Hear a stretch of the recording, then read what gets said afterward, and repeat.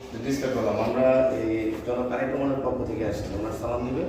আর এই আসনে হচ্ছে বিএনপির চেয়ারম্যান জনাব তারেক রহমান ধানা শীষের প্রতীকে আপনার নির্বাচন করতে, সেটা জানেন। আমরা এমপির না প্রধানমন্ত্রী। এখন কথা হচ্ছে জনাব তারেক রহমান যদি পাশ করে নিয়ে আসন থেকে এবং তার দল যদি সরকার গঠন করতে পারে, তার কিন্তু অনেক প্রতিশ্রুতি আছে, সেটা হয়তো আমরা টিভি টেলিভিশন দেখতেছি। তারপরে একটু বলি, আমাদের ঢাকা 17 আসনে উনি বেশ কিছু পরিকল্পনা করছে, যার পরিকল্পনার একটা অংশ আমাদের এই লিফলেটের মধ্যে রয়েছে।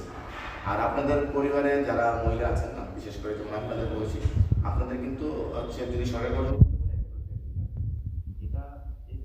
কোনো বৈষম্য হয়। বাংলাদেশের 4 কোটি পরিবার, এই 4 কোটি পরিবার একটা করে ফ্যামিলি দরকার, এবং সেটা দিয়ে আপনারা মাসিক যে অনুদান পাবেন সে অনুযায়ী আপনাদের পরিকল্পনা অনুযায়ী খরচ করতে পারবেন। তারপরে হচ্ছে আপনার হাজব্যান্ড আছে অথবা ছেলে মেয়ে আছে, তাদের একটা অংশ বাংলাদেশের যে বিশাল একটা অংশ কিন্তু বেকার, যেটা আমাদের সবচেয়ে বড় সমস্যা। এটা নিয়ে জনাব তারেক রহমান একটা প্রতিশ্রুতি দিয়েছে, সেটা হচ্ছে সরকার গঠন করতে পারলে প্রথম 13 বছরে মিনিমাম 1 কোটি কর্মসংস্থান পাবে, এবং সেটা মনে করেন যে পর্যায়ক্রমে পরবর্তীতে চলতেই থাকবে।